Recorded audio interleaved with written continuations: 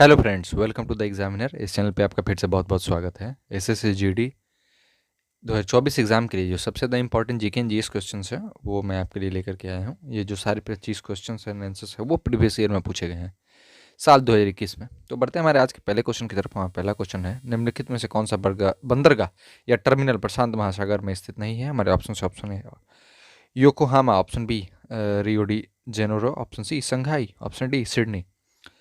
हमारा सही उत्तर होगा विकल्प बी रियो डी जेनेरो, जो कि ब्राज़ील में स्थित है, प्रशांत महासागर में स्थित नहीं है। बढ़ते हमारे दूसरे क्वेश्चन की तरफ। हमारा दूसरा क्वेश्चन है, मिड एयर रिफ्यूलिंग, हवा में ईंधन भराई के बिना एक बार में ब्रह्मोस से लेंस सुखोई 30 की रेंज कितने किलोमीटर है? हमारे ऑप्शन है 1500 kilometre, option B 3000 kilometre, option C 2000 kilometre, option D 1000 kilometre. हमारा सही उत्तर होगा विकल्प A 1500 kilometre. Mid air refuelling के बिना एक बार में ब्रह्मोस से लेंस सुखोई 30 की रेंज जो है वो 1500 किलोमीटर की है।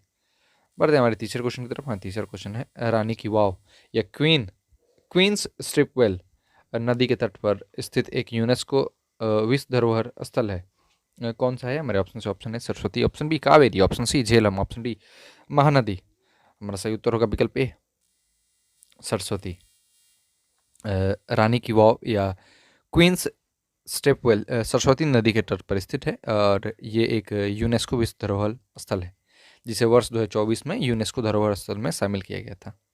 बढ़ते हमारे चौथे क्वेश्चन की तरफ। हमारा चौथा क्वेश्चन है, चंदेला राजवंश के किस राजा ने कंदरिया महादेव मंदिर का निर्माण कराया था? हमारे ऑप्शन है Yashovarman, option B Vijayapal, option C Vidyadhar, option D Dhangadeva. हमारा सही उत्तर होगा विकल्प डी धंगदेव।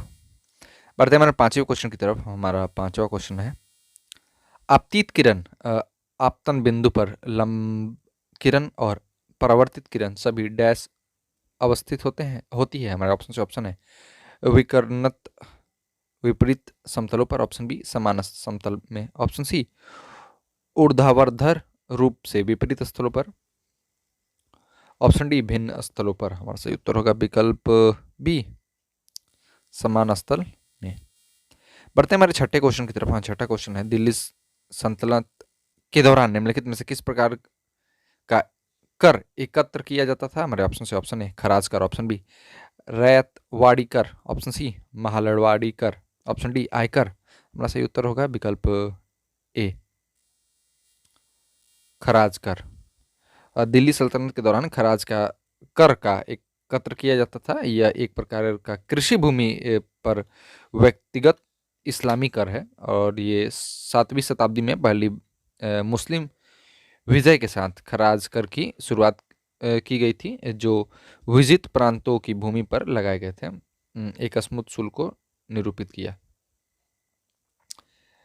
बढ़ते हमारे सातवें क्वेश्चन की तरफ। हाँ, सातवां क्वेश्चन है, भारत में संविधान सभा के चुनाव डैश में हुए थे? हमारे ऑप्शन है जनवरी 1945, ऑप्शन बी अगस्त 1945, ऑप्शन सी नवंबर 1946, ऑप्शन डी नवंबर जुलाई 1946। हमारा सही उत्तर होगा विकल्प डी जुलाई 1946। जो कि मिशन योजना के अनुसार 1946 में संविधान सभा का चुनाव हुआ था, जिसमें 389 सदस्यों में से प्रांतों के लिए निर्धारित 296 सदस्यों के चुनाव हुए, जिन्होंने विभिन्न प्रांतों की विधानसभाओं द्वारा चुना गया। इनमें कांग्रेस के 208, मुस्लिम लीग के 73 स्थान एवं 15 अन्य दलों के तथा स्वतंत्र उम्मीदवार निर्वाचित हुए थे। बढ़ते हमारे आठवें क्वेश्चन की तरफ। हाँ, आठवां क्वेश्चन है, द ग्रेट बैरियर रीफ, जो कि यूनेस्को विश्व धरोहर स्थल भी है, डैश से संबंधित है? हमारे ऑप्शन है Bharat, option B Brazil, option C Somalia, option D Australia. हमारा सही उत्तर होगा विकल्प D Australia. The great barrier reef, जो कि यूनेस्को का विश्व धरोहर स्थल भी है, भारतीय ऑस्ट्रेलिया से संबंधित है, माफ कीजिएगा, ऑस्ट्रेलिया से संबंधित है। बढ़ते हैं हमारे आज के 9वें क्वेश्चन की तरफ। 9वां क्वेश्चन है, भारत के संविधान के तहत अनुच्छेद डैश कहता है कि राष्ट्रपति के पास किसी दोषी व्यक्ति की सजा को कम करने या उसे माफ देने की शक्ति होती है? हमारे ऑप्शन है 73, option B 71, option C 72, option D 74। हमारा सही उत्तर होगा विकल्प सी 72। जो कि भारत के संविधान के अनुच्छेद 72 के अंतर्गत राष्ट्रपति को किसी अपराध के लिए दोषी ठहराए गए किसी भी व्यक्ति को का जो दंड है उसको क्षमा करने, उसका प्रतिलंबन करने, परिहार और लघुकरण की शक्ति प्राप्त है। सिर्फ राष्ट्रपति के ही पास है भारत के। बढ़ते हैं हमारे 10वें क्वेश्चन की तरफ। हमारा 10वां क्वेश्चन है सर्प नौका दर स्नेक बोट रेस निम्नलिखित में से किस त्योहार की एक अनूठी विशेषता है? हमारे ऑप्शन है Onam, option B Bhogali Bihu, option C Dussehra, option D Kalinga Mahotsav. हमारा सही उत्तर होगा विकल्प ए ओणम। जो ओणम त्योहार है उसकी एक अनूठी विशेषता में सर्प नौका दर, जिसे स्नेक बोट रेस भी कहते हैं, यह त्योहार जो है दक्षिण भारत में नई फसल की कटाई पर मनाई जाती है। बढ़ते हमारे 11वें क्वेश्चन की तरफ। 11वां क्वेश्चन है निम्नलिखित में से कौन सा रसायन भारत में पहली बार स्थानीय रूप से निर्मित किया गया था और अक्टूबर 2020 में गुजरात स्टेट फर्टिलाइजर्स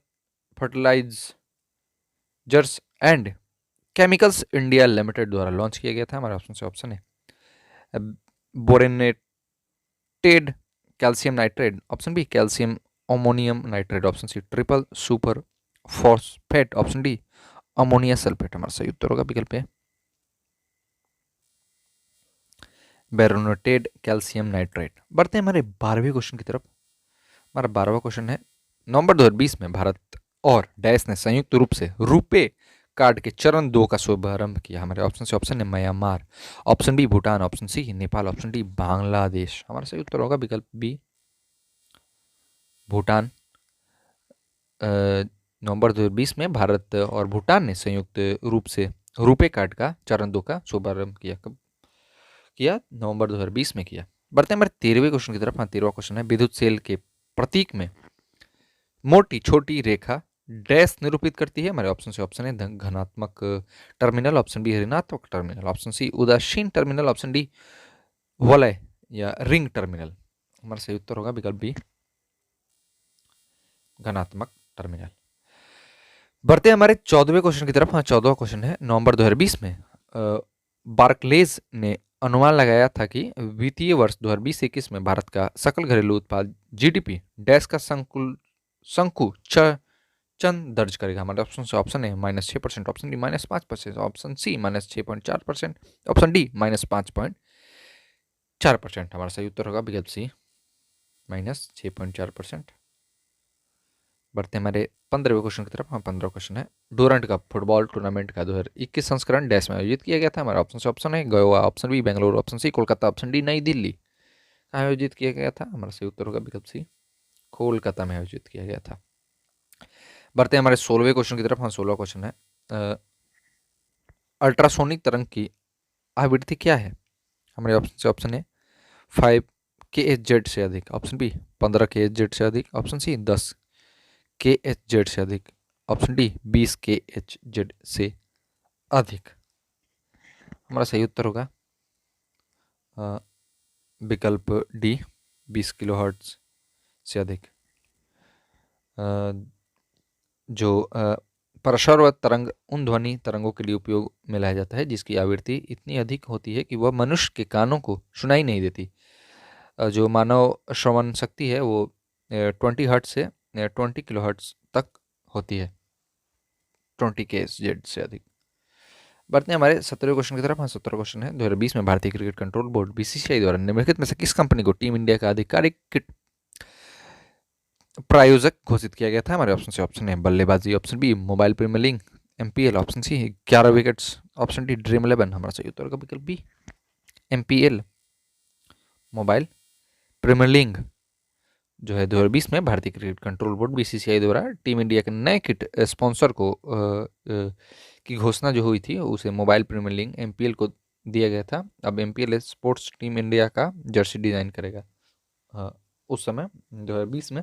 और अभी जो है भारतीय जो कंपनी है टीम इंडिया का आधिकारिक किट प्रायोजक जो है अभी एडिडास है।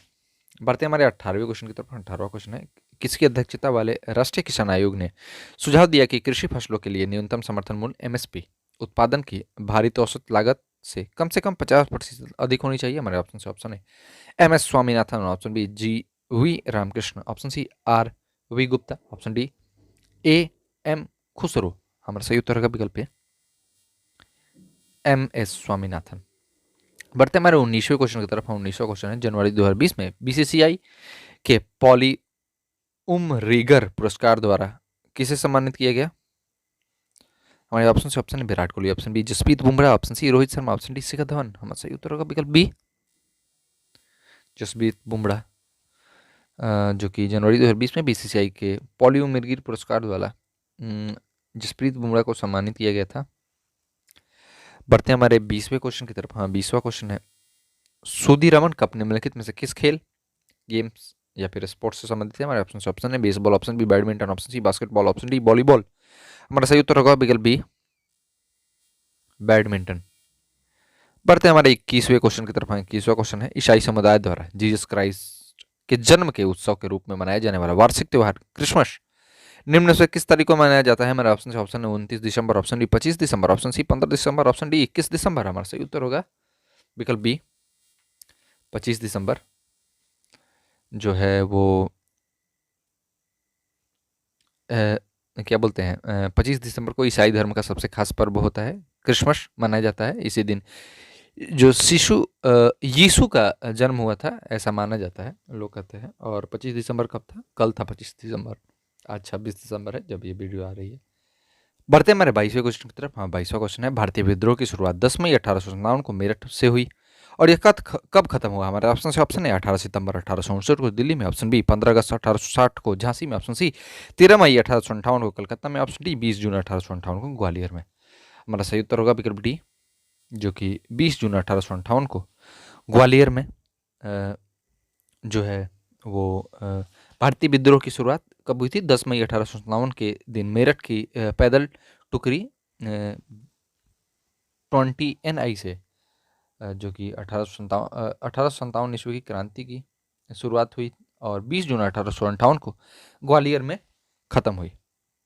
बढ़ते हमारे 23वें क्वेश्चन की तरफ। 23वां क्वेश्चन है, वायसराय लॉर्ड कर्जन ने डैश में बंगाल का विभाजन किया था? हमारे ऑप्शन है 1903, option B 1905, option C 1902, option D 1904। हमारा सही उत्तर होगा विकल्प बी 1905 में बंगाल का विभाजन किया था। बढ़ते हमारे 24वें क्वेश्चन की तरफ। हाँ, 24वां क्वेश्चन है, निम्नलिखित में से कौन every vote counts the story of India's election पुस्तक के लेखक है? हमारा ऑप्शन है N Gopalaswami, option B SY Quraishi, option C Harishankar Brahma, option D Navin Chawla. हमारा सही उत्तर होगा विकल्प डी नवीन चावला, जो है every vote counts the story of India's election पुस्तक के लेखक हैं। बढ़ते हैं हमारे 25वें और आज के लास्ट क्वेश्चन की तरफ। हमारा लास्ट क्वेश्चन है, 25 सितंबर 2020 को डैश ने घोषणा की कि वे शेप पे नामक फोन के माध्यम से एक संपर्क रहित डेबिट कार्ड आधारित भुगतान सुविधा शुरू करेंगे, जिससे प्रतिदिन 20,000 तक के लेन देन की अनुमति होगी। हमारे ऑप्शन है ICICI bank, option B Vijaya bank, option C SDFC bank, option D IDFC bank. हमारा सही उत्तर होगा विकल्प डी IDFC बैंक, जो है 25 सितंबर 2020 को IDFC फर्स्ट बैंक ने घोषणा की कि वे सेफ पे नामक फोन के माध्यम से एक संपर्क रहित डेबिट कार्ड आधारित भुगतान सुविधा शुरू करेंगे, जिससे प्रतिदिन 20,000 रुपए तक के लेन देन की अनुमति होगी। तो थैंक यू दोस्तों इस सेशन को देखने के लिए, और भी 25 क्वेश्चंस के वीडियोस मैं आपके लिए लेकर के आ रहा हूँ। तो आज के लिए बस इतना ही। ऑल द बेस्ट आपके एग्ज़ाम के लिए, और अपना ध्यान रखें। और अगर वीडियो अच्छा लगा हो तो लाइक करें, शेयर करें और कमेंट ज़रूर करें नीचे। और अगर आप चैनल पर नए हो तो सब्सक्राइब करके जाएं, नोटिफिकेशन बेल ऑन करके जाएं, ताकि अगर मैं वीडियोज़ अगर डालूँ तो आपको समय समय पे नोटिफिकेशन मिलती रहे। और जुड़े रहें हमारे साथ द एग्जामिनर के साथ। थैंक यू फ्रेंड्स वीडियो देखने के लिए, बहुत बहुत धन्यवाद आप सभी का।